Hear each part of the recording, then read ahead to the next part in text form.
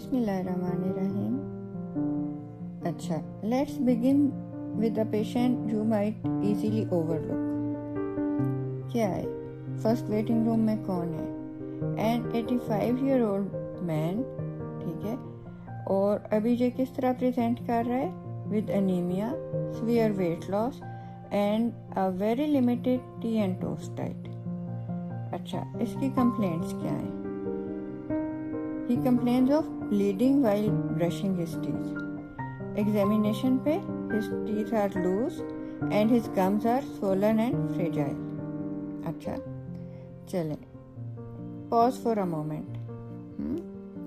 This is not just poor oral hygiene. क्या है? ये एक बायोकेमिकल स्टोरी है waiting to be uncovered. अच्छा, तो think like a clinician. इसको हम ब्रेक डाउन करते हैं step by step. First, which vitamin deficiency could explain this presentation? Second, what biochemical reactions are impaired as a result of the vitamin deficiency? और finally, how these molecular defects translate into anaemia. ठीक है। अच्छा, तो as we go through the lecture I want you to keep dot connecting. ठीक है, आपने क्या करना है कि ये जो क्लिनिकल पिक्चर है, जो भी हम अंडरलाइन पाथवे स्टडी करेंगे, उसके साथ आपने डॉट कनेक्टिंग कंटिन्यू रखनी है। ठीक है, और इसी से आपकी रियल अंडरस्टैंडिंग जो है वो डेवलप होगी। अच्छा, अब ये इमेजिन करें, ये वेटिंग रूम, इधर क्या हो रहा है कि you are sitting in a waiting room and you notice a poster. ठीक है, पोस्टर पे क्या बना है? Frail sailors. ठीक है, आपको नज़र आ रहा है कि ये कोई सी वॉयज के सेलर्स हैं एंड दे अपीयर क्लियरली इल। ठीक है, और इनके साथ कौन खड़ा है? जेम्स लिंड। ठीक है, and he is offering them lemons. ठीक है, तो इट्स नॉट जस्ट हिस्ट्री, ये आपको इधर क्या डिपिक्ट हो रहा है? One of the earliest clinical trials demonstrating that citrus fruits could cure a mysterious disease. ठीक है, तब तो स्कर्वी का नहीं पता था ना। अच्छा, तो अब ये जो सेलर्स हैं, these are suffering from the same disease what are elderly patient in the first waiting room is experiencing. ठीक है, दीज आर डीपली कनेक्टेड। अच्छा, अब जरा ना लेट्स शिफ्ट गियर्स। ठीक है, अब एक बहुत ही डिफरेंट पेशेंट आ गया। A 7-month-old infant is brought in. ठीक है, अब क्या होता है? The baby lies still. ठीक है, और किस पोजीशन में वो स्टिल है? जिसको हम डिस्क्राइब करते हैं as a pithed frog position. ठीक है। अच्छा, he is reluctant to move due to pain. ठीक है, और even gentle handling causes crying. Examination पे क्या है? Multiple bruises and areas of swelling है। ठीक है, हिस्ट्री क्या रिवील कर रही है? क्या है कि जो इन्फेंट है, इसका फार्मूला मिल्क जो है has been excessively boiled for prolong periods. ठीक है। अच्छा, तो नाउ आस्क योरसेल्फ कि what essential nutrient might have been destroyed in this process. अच्छा, तो अब ज़रा हम देखते हैं कि इसके डीप डाइव टास्क क्या होंगे।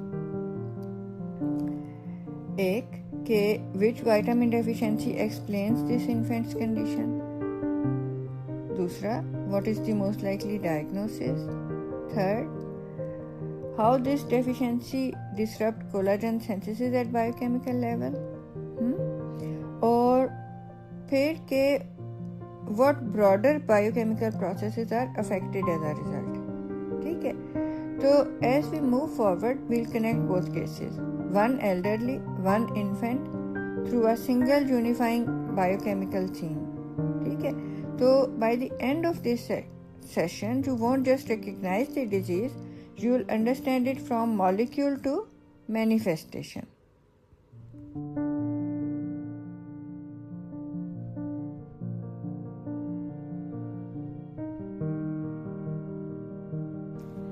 Acha, now let's move from clinical presentation to the molecule itself.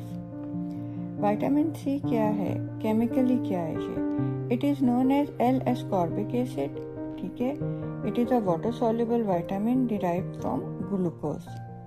अच्छा, structurally it is a lactone ring with multiple hydroxyl groups, ठीक है, और these groups make it a powerful reducing agent. अच्छा, this property allows it to easily donate electrons, ठीक है, और ये जो एबिलिटी है ना, it is central to its biological role as an antioxidant and as a cofactor in hydroxylation reaction. और उसमें सबसे इम्पॉर्टेंट क्या है? कोलाजन सिंथेसिस, ठीक है। तो ये एक हाई शील्ड फैक्ट है फॉर एग्जाम्स। अच्छा, दूसरा एग्जाम गोल्ड क्या है कि ascorbic acid can reversibly convert into dehydro ascorbic acid, ठीक है, और ये जो इसकी रिडॉक्स साइक्लिंग है ना, this is what underpins its function in the body, ठीक है। अच्छा, तो फिर हम देख लेते हैं कि विटामिन सी रिच फूड्स कौन सी हैं, ठीक है। तो अब आप देख रहे हैं कि these are the foods rich in vitamin C.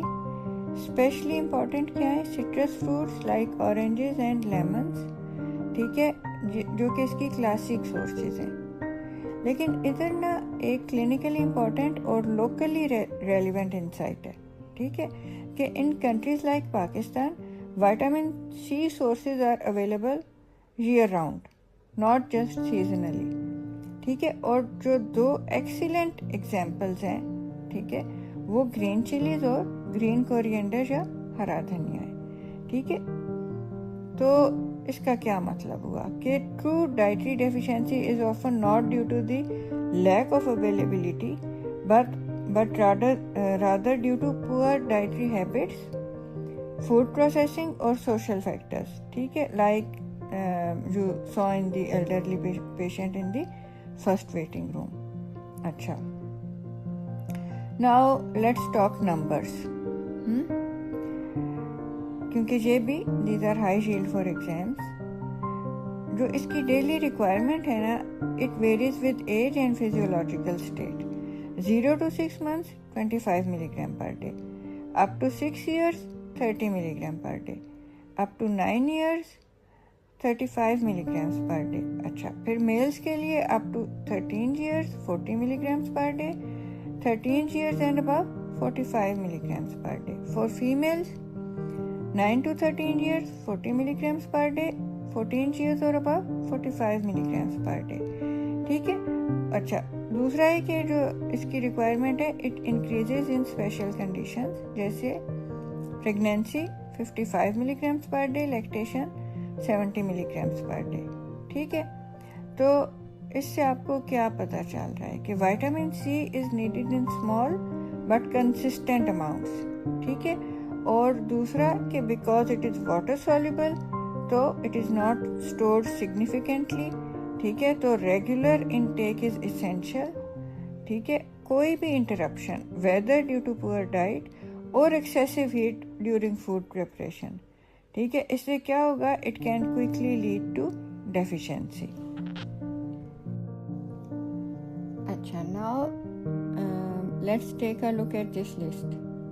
Collagen synthesis, host defenses against pathogens, anticoagulant, role in energy metabolism, catecholamine synthesis, xenobiotic reactions, iron absorption, bile salt synthesis, and above all a powerful reducing agent, ठीक है।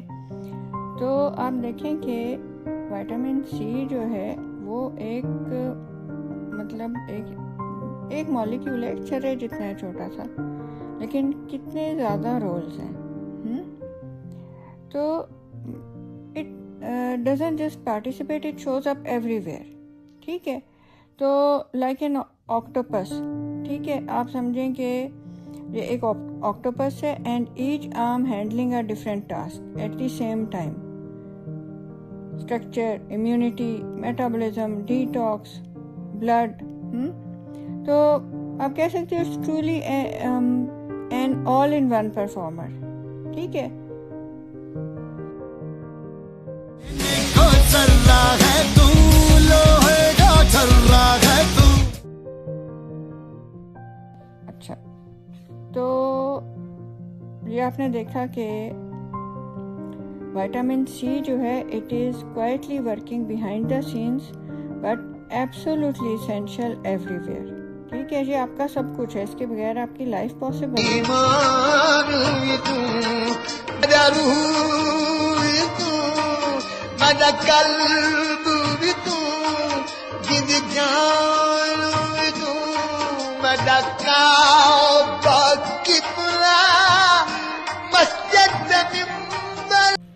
अच्छा, now we'll zoom in on the biochemical roles of vitamin C। अब इधर की theme क्या है कि जो इसके एक्शंस हैं, मोस्ट जो इसके एक्शंस हैं, these are carried through hydroxylation reactions। Simple terms में आप कह सकते हो कि vitamin C helps enzymes add an OH group to different molecules. ठीक है, और ये जो एक बजाय एक स्मॉल स्टेप है but it is critical for the proper functioning.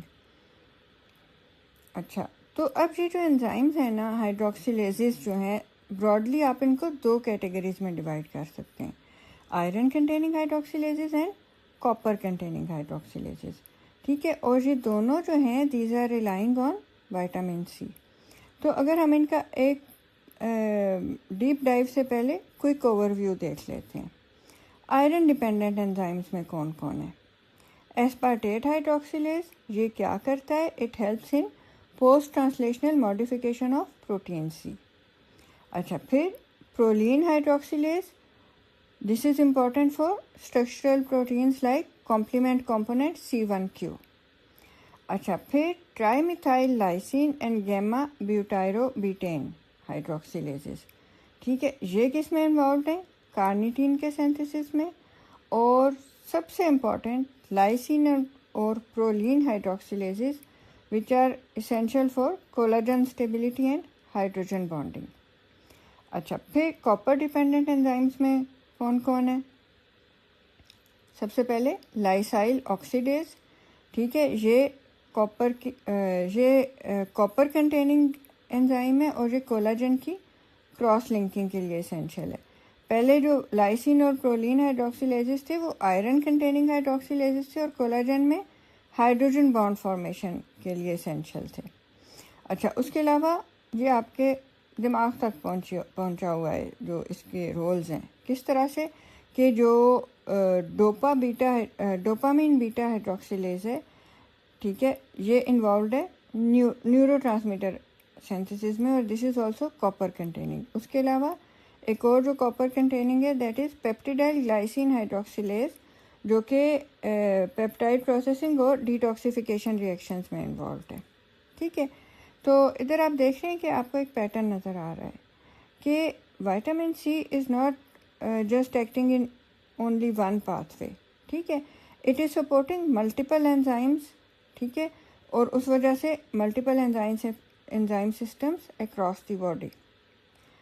अच्छा, अब जो नेक्स्ट स्लाइड्स हैं ना, इनमें हम क्या करेंगे कि we'll take each of these hydroxylation reactions one by one. ठीक है, ताकि हम देख सकें कि how these translate into clinical effects. ठीक है, तो सबसे पहले we are going to take a deep dive into the role of vitamin C in aspartate beta hydroxylase functioning. ठीक है, ये क्या है? Aspartate beta hydroxylase. ठीक है, ये क्या करता है? एक स्मॉल केमिकल मॉडिफिकेशन करता है, काफ़ी से प्रोटीन्स में करता है, उन्हीं में से एक जो इम्पोर्टेंट प्रोटीन है दैट इज़ प्रोटीन सी। ठीक है, अच्छा, अब इधर की आइडिया क्या है कि विटामिन सी जो है it helps this enzyme add a tiny OH group to the amino acid aspartate. ठीक है, अच्छा, अब आपको लग रहा है कि it is a small change, लेकिन इसका जो इम्पैक्ट है that is a big impact. कैसे कि इसने ये एस्पार्टेट किधर लगा हुआ था? ये प्रोटीन सी में प्रेजेंट था। ठीक है, और एस्पार्टेट हाइड्रोक्सिलेज ने इसके ऊपर एक OH ऐड कर दिए। ठीक है, अच्छा, अब ये जो मॉडिफिकेशन है it is going to allow protein C to properly bind the calcium और ये इम्पॉर्टेंट क्यों है? क्योंकि जो कैल्शियम बाइंडिंग है it helps the protein C to dock against the cell membrane properly, ठीक है। और क्यों उसको इधर इतना ज़रूरी है डॉक होना? So that it can play its part as an anticoagulant, ठीक है। अच्छा, अगर ये स्टेप मिसिंग हो जाए तो क्या होगा? Protein C will not be able to align correctly, ठीक है, और इसकी जो एक्टिविटी है वो अफेक्ट हो जाएगी, ठीक है। तो अभी तक आपने देख लिया कि vitamin C supports this hydroxylation reaction, ठीक है। और ये हाइड्रोक्सिलेशन रिएक्शन क्या करता है? It helps the protein C binding to the calcium, ठीक है। और उससे ये क्या करता है? It ensures the proper placing of the protein C, ठीक है। अब ज़रा हम इसकी ज़रा पीछे जाते हैं ना, अभी आपको विटामिन के पढ़ाया था तो उधर से ज़रा डॉट कनेक्टिंग कर लेते हैं कि विटामिन के और प्रोटीन सी की क्या स्टोरी थी। आपने देखा था कि विटामिन के जो है that is essential for gamma carboxylation of protein C. अच्छा, उससे क्या होता था कि इस मॉडिफिकेशन जो है उसके बाद प्रोटीन सी जो है वो क्या करता है? इट बाइंड्स द कैल्शियम, ठीक है, और उसकी वजह से ये कैल्शियम को किलेट करता है। और प्लस ये क्योंकि जो सेल मेम्ब्रेन के फॉस्फोलिपिड्स हैं they are also negatively charged, तो ये फिर डॉक करता है अगेंस्ट द सेल मेम्ब्रेन, ठीक है। And this is crucial for its anticoagulant function. अब बिगर पिक्चर क्या है कि ये जो मॉडिफिकेशन है सिर्फ यही नहीं रिक्वायर्ड है प्रोटीन सी को, ठीक है। There is another more subtle step और this time it is involving vitamin C, ठीक है। और एंजाइम कौन सा है? एस्पार्टेट बीटा हाइड्रोक्सिलेज, ठीक है। और ये और विटामिन सी क्या करते हैं? जो विटामिन सी है it helps modify a specific part of the protein C, और वो प्रोटीन सी जो है वो इसकी एक डोमेन है, EGF लाइक डोमेन है, ठीक है। अब ये किस चीज़ को सपोर्ट कर रहा है? कैल्शियम बाइंडिंग को प्लस प्रोटीन सी की करेक्ट पोजीशनिंग को, ठीक है। तो आप ऐसे कह सकते हो कि विटामिन के जो है it prepares protein C for membrane binding, ठीक है। और मेम्ब्रेन बाइंडिंग के बाद इसने क्या करना है? इसने करना है परफॉर्म अपनी protease activity against factor 5 and 8, ठीक है। ताकि जो अच्छा, क्योंकि आपने देखा था जो विटामिन के है वो प्रोकोगुलेंट था, लेकिन इसमें थोड़ी सी एंटी कोगुलेंट भी एक्टिविटी है कि वो चेक एंड बैलेंस रख रहा है, ठीक है। कि यही नहीं कि वो तबाही फिर जाए कोगुलेशन से, ठीक है ना। तो जिधर ये जो है फैक्टर 5, 7, 9 एंड 10 को एक्टिवेट कर रहा है उधर ही प्रोटीन सी के थ्रू ये थोड़ी सी एंटी कोगुलेंट एक्टिविटी भी दिखा रहा है, ठीक है। तो विटामिन सी जो है ना वो प्रोटीन सी को क्या कर रहा है? वो इसकी फाइन ट्यूनिंग कर रहा है, ठीक है। तो दोनों जो विटामिन हैं K and C they are acting on the same protein but at different levels, ठीक है। और उनका मकसद क्या है? To ensure that protein C is fully functional as an anticoagulant, ठीक है। तो अब ये देख सकते हैं कि rather than acting separately vitamin K and C are actually complementing each other in the same pathway. और गोल क्या है? Proper spatial orientation for the anticoagulant activity, ठीक है। अच्छा, अब यही नहीं ना, सिर्फ एस्पार्टेट हाइड्रोक्सिलेज जो है ना इस पर आजकल बहुत एक्टिव रिसर्च हो रही है कि जो एक होता है ना कि आजकल फैशन में क्या है तो वो इस पर रिसर्च हो रही है। क्यों?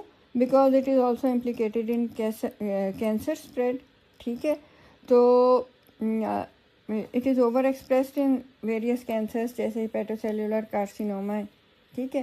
तो उसके और इन कैंसर्स में ये क्या करता है?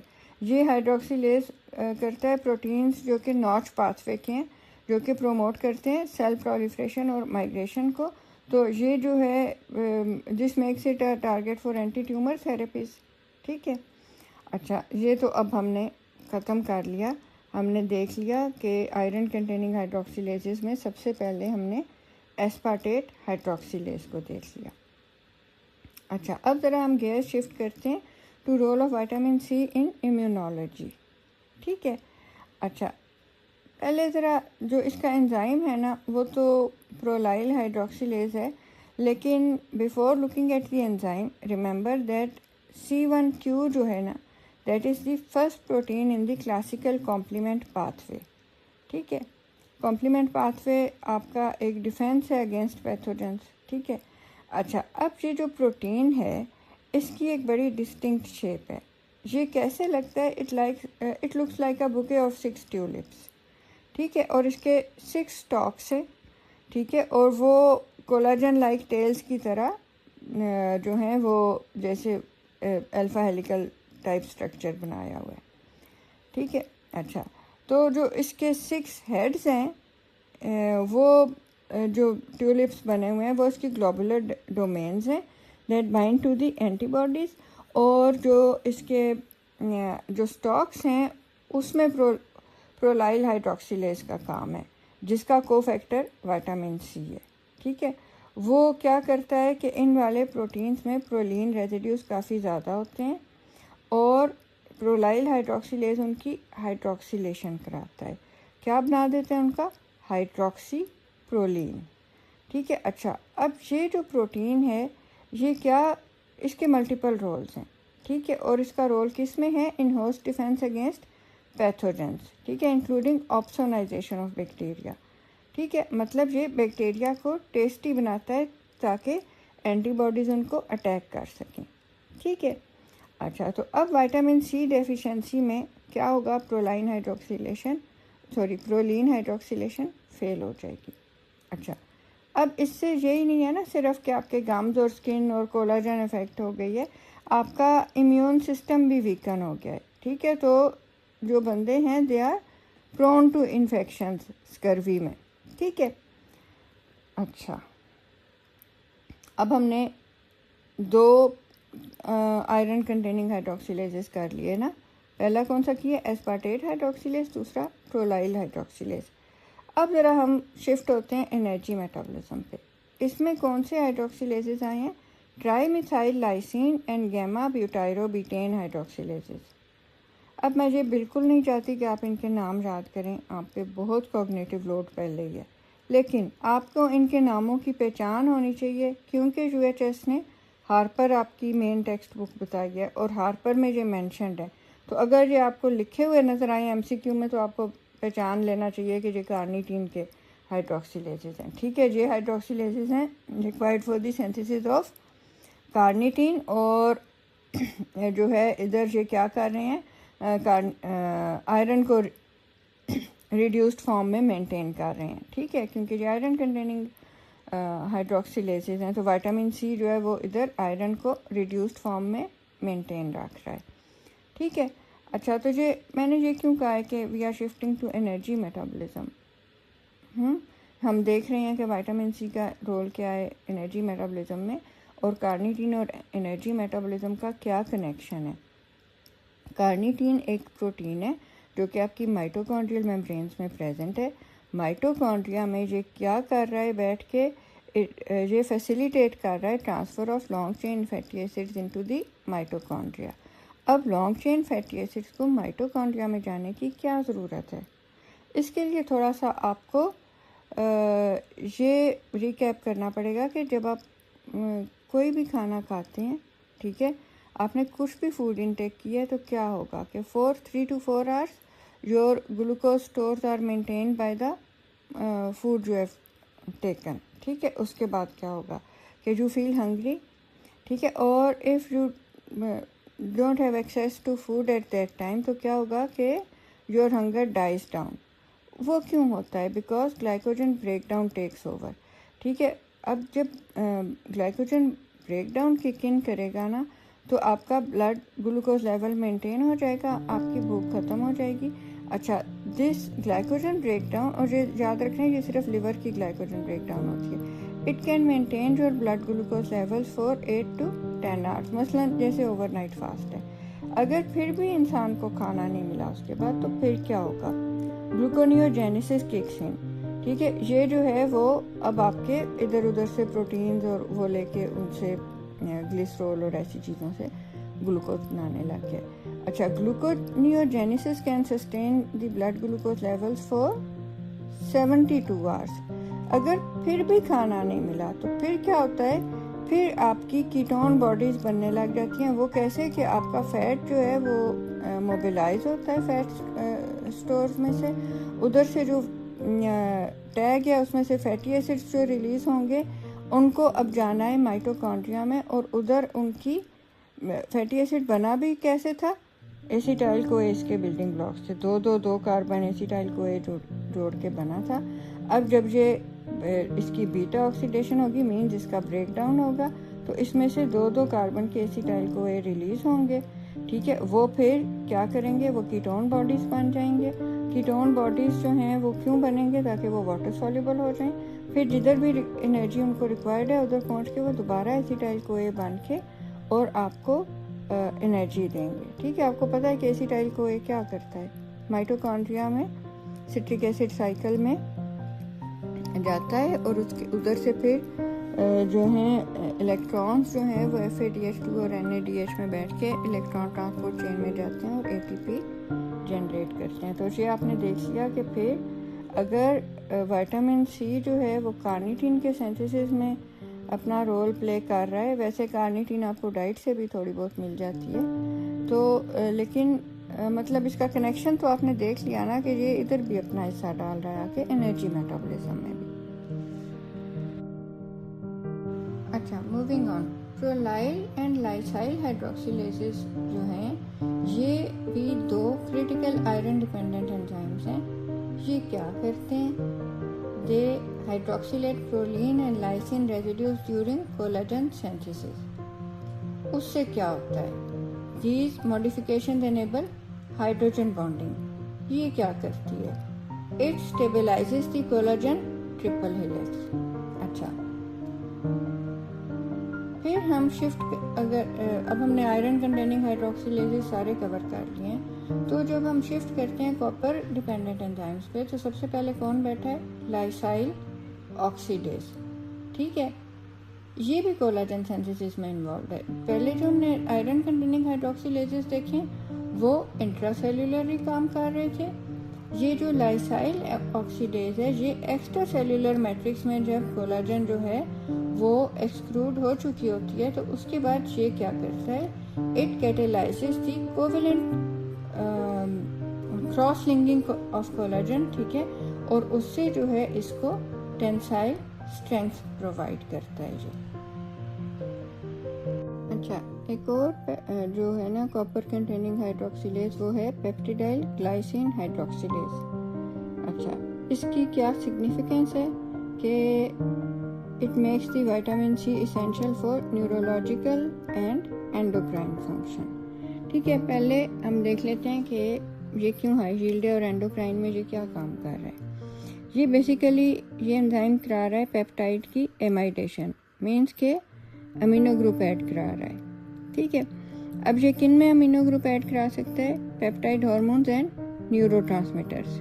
ठीक है, और व्हाई इट मैटर्स, क्योंकि बहुत से जो पेप्टाइड हार्मोन्स या न्यूरोपेप्टाइड्स हैं they are synthesised in an inactive glycine extended form. ठीक है, और क्या होगा कि they only become fully biologically active once this enzyme removes the glycine and adds an amide group to the C terminus.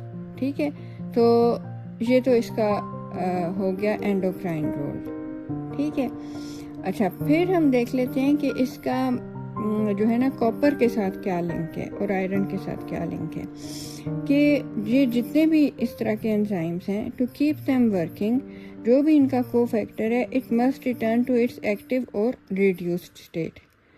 अच्छा, तो step 1 में क्या होता है, मसलन अगर हम कॉपर की एग्जांपल लें तो क्या होगा कि कॉपर जो है वो क्यूप्रस या रिड्यूस्ड फॉर्म में। ठीक है, अच्छा, अब जब वो रिएक्ट करेगा तो during the process copper is oxidised to cupric form. ठीक है, अच्छा, अब विटामिन सी क्या करेगा, ये जो है it is going to act as an electron donor.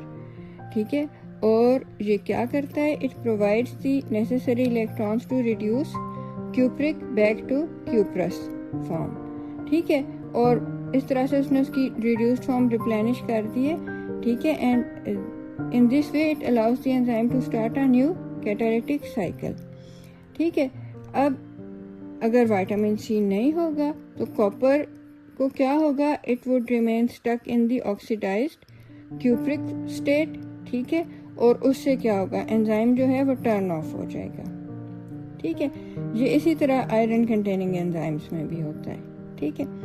अच्छा, फिर हम इसका दूसरा रोल देख लेते हैं कि विटामिन सी जो है ये पेप्टिडाइल ग्लाइसिन हाइड्रोक्सिलेज या इसको पेप्टिडाइल ग्लाइसिन मोनोऑक्सीजिनेज भी कहते हैं, ठीक है। कि ये जो है मोनोऑक्सीजिनेज सिस्टम क्या कर रहा होता है, जीनोबायोटिक मेटाबॉलिज्म भी करता है, ड्रग्स की डिटॉक्सिफिकेशन करता है, ठीक है। तो लिवर जो है ना, इधर हाई कंसंट्रेशंस प्रेजेंट हैं एस्कॉर्बेट की या विटामिन सी की। अब ये क्या करता है, ये जो है हीम आयरन जो है CYP एंजाइम्स जो मोनोऑक्सीजिनेज एंजाइम्स हैं उनको रिड्यूस स्टेट में रखता है, ठीक है। तो अगर आपकी विटामिन सी की डेफिशिएंसी है तो ड्रग मेटाबॉलिज्म स्लो हो जाएगा, ठीक है। अच्छा, फिर जो है ना, जो जीनोबायोटिक मेटाबॉलिज्म है, it is a messy process. Phase 1 metabolism में क्या होता है, हाइड्रोक्सिलेशन या ऑक्सीडेशन, ठीक है। अच्छा, और जब ये होती है तो बाय प्रोडक्ट्स में हाईली रिएक्टिव फ्री रेडिकल्स या फिर इलेक्ट्रोफिलिक इंटरमीडिएट्स आर जनरेटेड, ठीक है। अब विटामिन सी इधर क्या कर रहा है, it is acting as a potent water soluble antioxidant. ये क्या करता है, इधर झाड़ू फेरता है, it scavenges these free radicals, ठीक है। ये इनको स्कैवेंज करेगा before they can damage the cellular proteins, lipids या DNA, ठीक है। अच्छा, फिर इधर आपको एक साइनर्जी नजर आएगी कि it also works to recycle vitamin E, ठीक है। ये फैट सॉल्युबल एंटीऑक्सीडेंट है, ठीक है। और ये क्या कर रहा था, ये सेल मेम्ब्रेन्स को प्रोटेक्ट कर रहा था from the toxic by products of xenobiotic breakdown, ठीक है। तो उसके अलावा अब आप आ जाएं ज़रा इधर आपके जो है ना बर्गर पैटीज और नगेट्स और क्या नाम है ये सलामी स्लाइसेस, सॉसेजेस, इनकी बात आ जाती है कि नाइट्राइट्स जो है ना, these are present in processed meats, ठीक है। अब क्या होता है, जब ये when they reach the acidic environment of the stomach, तो क्या होता है कि nitrites can react with dietary amines to form nitrosamines, ठीक है। और नाइट्रोसामीन्स क्या हैं, दीज आर पोटेंट कार्सिनोजेंस, ठीक है। अच्छा, अब क्या होता है कि जो विटामिन सी है ये नाइट्राइट से पहले ही रिएक्ट कर लेता है, ठीक है। और वो ब्लॉक कर देता है फॉर्मेशन ऑफ कैंसर कॉजिंग नाइट्रोसामीन्स, ठीक है। अच्छा, फिर जो जीनोबायोटिक मेटाबॉलिज्म में आप आगे पढ़ेंगे, जो इसके फेज 2 रिएक्शंस होते हैं उनमें ज़्यादातर ग्लूक्रोनिडेशन या सल्फेशन हो रही होती है, ठीक है। और इसमें भी विटामिन सी जो है वो ओकेजनली पार्टिसिपेट कर रहा होता है कॉन्जुगेशन रिएक्शंस में कुछ जीनोबायोटिक्स के, ताकि ये इनको क्या करे, कॉन्जुगेट करके वाटर सॉल्युबल बना दे ताकि ये एक्सक्रीट आउट हो जाए, ठीक है। लेकिन ये थोड़ा उसका कॉमन लेस कॉमन रोल है, लेकिन फिर भी ये इम्पोर्टेंट रोल है, ठीक है। अच्छा, फिर जो विटामिन सी है ना, it is not just about immunity, it's even part of your fight flight और फ्राइट रिस्पॉन्स, ठीक है। ये फाइट फ्लाइट फ्राइट रिएक्शन कौन कराते हैं, कैटेकोलामीन्स। तो विटामिन सी किस तरह इसमें पार्ट प्ले कर रहा है कि क्या होता है कि स्टार्टिंग फ्रॉम टायरोसिन पाथवे जो है it moves to dopa then dopamine, ठीक है। फिर जो है ना की स्टेप आता है, क्या होता है कि dopamine is converted to norepinephrine by dopamine beta hydroxylase, ठीक है। और ये जो डोपामीन बीटा हाइड्रोक्सिलेज है ना, this is a vitamin C dependent enzyme, ठीक है। और इसका कोफैक्टर कॉपर है, तो it is a copper containing enzyme, ठीक है। और फिर फाइनली क्या होता है कि norepinephrine is methylated to epinephrine. तो आपने देखा कि vitamin C quietly powers this pathway, ठीक है। तो it helps your body to respond to stress in real time, ठीक है। अच्छा, फिर है कि अब ये खाली आपको जो है ना वो स्ट्रेस में ही नहीं हेल्प कर रहा, उसके अलावा ये क्या कर रहा है, it is helping you digest your food, ठीक है, स्पेशली फैट्स। कैसे कि लिवर में क्या होता है, cholesterol is converted into bile acids, ठीक है। कैसे बनते हैं कोलेस्ट्रॉल से bile acid, through hydroxylation reactions, ठीक है। And guess what, these steps require vitamin C, ठीक है। फिर क्या होता है कि these bile acids then form the bile salts. Bile salts क्या हैं, these are essential for emulsifying fats and allowing their absorption, ठीक है। तो क्या मतलब हुआ कि without vitamin C bile salt synthesis is impaired, ठीक है। अच्छा, और मतलब अगर आप बाइल सॉल्ट्स नहीं सिंथेसाइज कर सकते तो इसका क्या मतलब है कि you simply can't digest fats efficiently.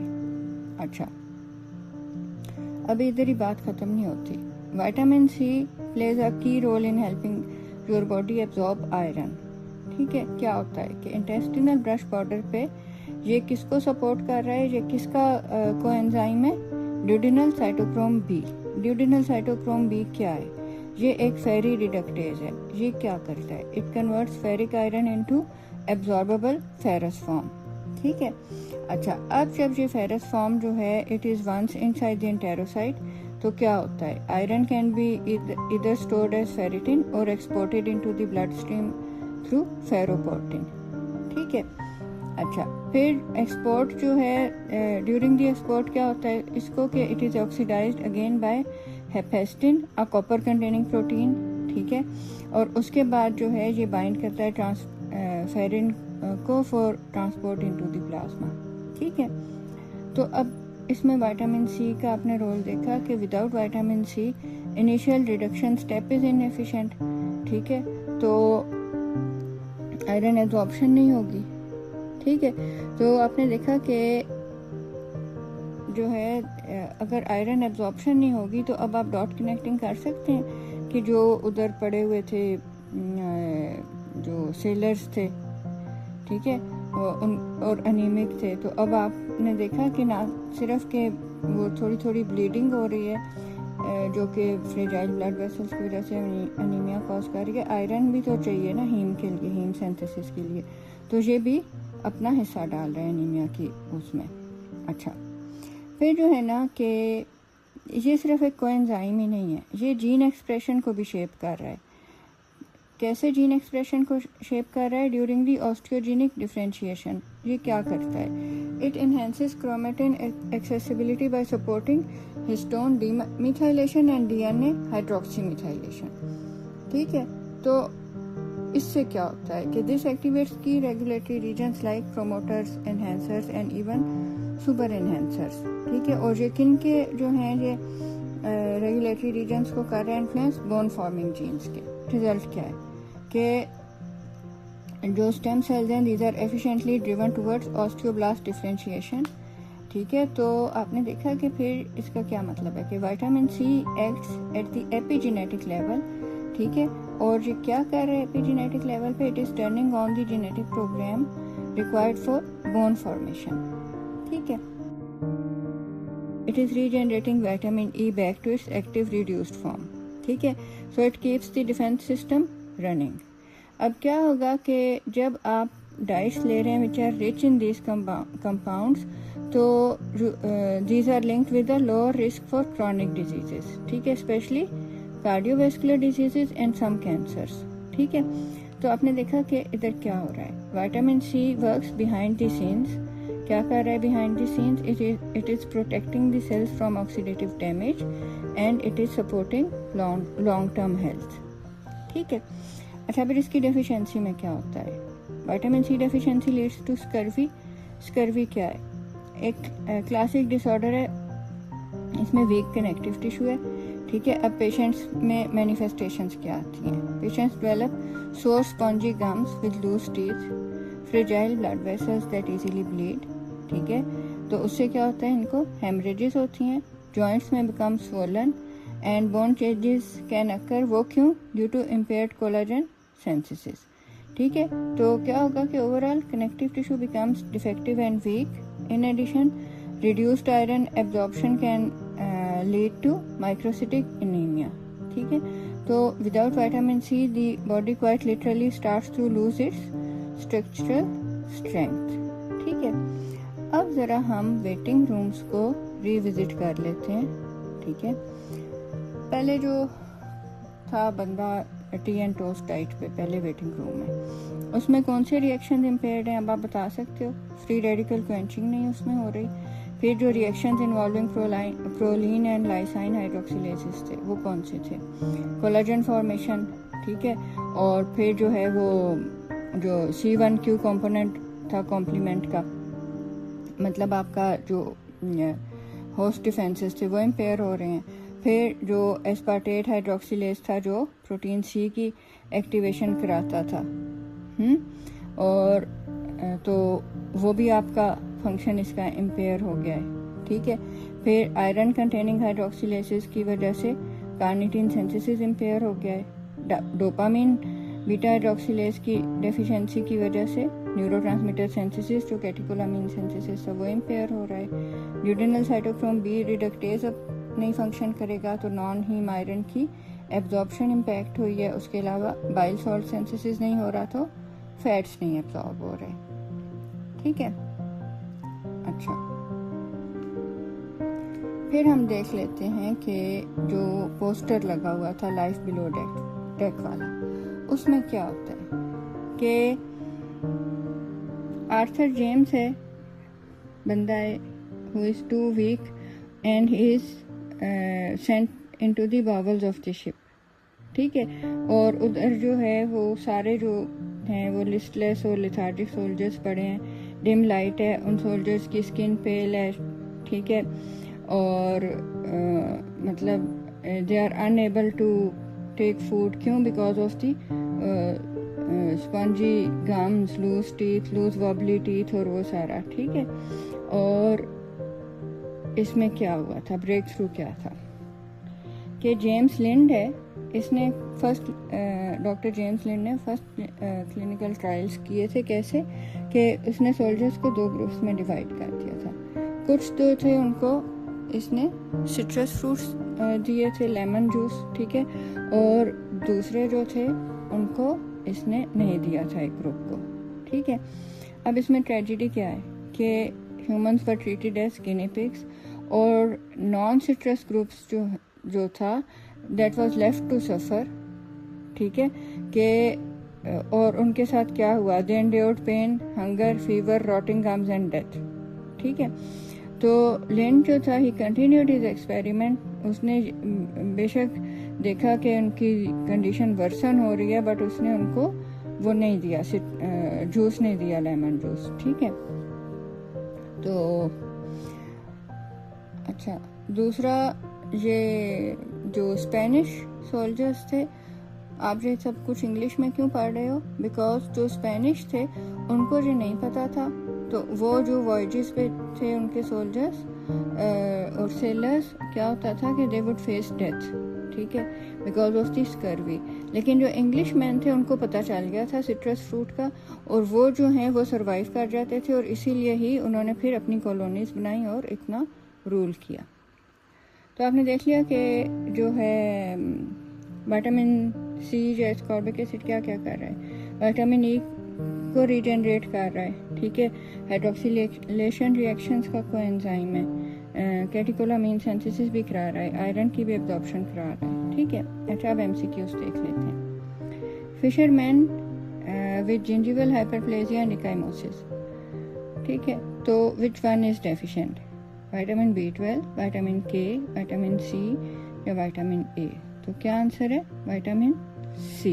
अच्छा, फिर anticoagulant role of vitamin C depends upon its coenzyme function for aspartate hydroxylase, dopamine beta hydroxylase, peptidyl glycine hydroxylase, lysyl oxidase, proline hydroxylase. तो क्या ऑप्शन है इसकी? Aspartate hydroxylase. ठीक है, अच्छा, फिर है कि which of the following feature of collagen triple helix is compromised due to impaired function of prolyl hydroxylase secondary to vitamin C deficiency. तो ये एग्जाम गोल्ड है, ठीक है, कि ये आपने याद रखना है कि जो आयरन कंटेनिंग हाइड्रोक्सिलेजेस हैं वो इसकी मॉडिफिकेशन कर रहे हैं इन दी सेल, ठीक है। अभी ये जब ये एंडोप्लाज्मिक रेटिकुलम और गोल्जी अपरेटस में इसकी प्रोसेसिंग हो रही है, ये उस वक्त इसकी हाइड्रोक्सिलेशन हो रही है और ये क्या करा रही है, इसका ट्रिपल हेलिक्स बनवा रही है। और ट्रिपल हेलिक्स में भी बायोकेमिकल लेवल पे ये क्या बनवा रही है, इंटरचेन हाइड्रोजन बॉन्ड्स, ठीक है। अच्छा, फिर जो दूसरा है कि जो ये सेकंड अगला एमसीक्यू आ गया ना कि which of the following feature of collagen triple helix is compromised due to impaired function of lysyl oxidase secondary to vitamin C deficiency. अब इसमें क्या है, अच्छा पहले देख लेते हैं options. Cross links, interchain hydrogen bonds, collagen fibrils, interchain disulphide bonds. तो क्या इसकी ऑप्शन करेक्ट है, क्रॉस लिंक्स। ये याद रखना है कि ये क्रॉस लिंक्स कब बन रहे हैं कि अब जो है ये सेल के अंदर नहीं है, कोलेजन एक्स्ट्रा सेलुलर स्पेस में एक्सक्रीट आउट हो चुकी है और इधर जो है ये कॉपर कंटेनिंग लाइसाइल ऑक्सीडेज इसमें क्रॉस लिंक्स बनवा रहा है। पहले क्या था, हाइड्रोक्सिलेजेस थे और वो इंटरचेन हाइड्रोजन बॉन्ड्स बनवा रहे थे और वो सेल के अंदर इंट्रासेलुलर हो रहा था, ठीक है। अच्छा, फिर which of the following is cofactor for vitamin C requiring hydroxylases, ठीक है। अब इधर ऑप्शंस क्या हैं, कॉपर, कोबाल्ट, सेलेनियम, मैग्नीशियम। तो जाहिर है कॉपर होगा। अच्छा, again which of the following is cofactor for vitamin C requiring hydroxylases. अब इधर कॉपर उड़ा दिया है, अब कौन कौन है, कोबाल्ट, आयरन, सेलेनियम, मैग्नीशियम। तो क्या होगा, आयरन, ठीक है। आयरन और कॉपर दोनों होते हैं ना। अच्छा, अब ये क्या है कि there is a 68-year-old man, he presents with fatigue, bleeding gums, easy bruising for past 2 months. He lives alone and reports a diet consisting mainly of tea and toast. On examination, there are perifollicular hemorrhages and corkscrew hairs over his lower limbs. His gums are swollen and bleed easily. Lab investigations show HB 10.5 है, MCV 78 femtoliter है। So deficiency of which of the following vitamins is most likely responsible for this patient's condition? Vitamin B1, vitamin B6, vitamin C, vitamin D, vitamin K। तो क्या answer है, vitamin सी।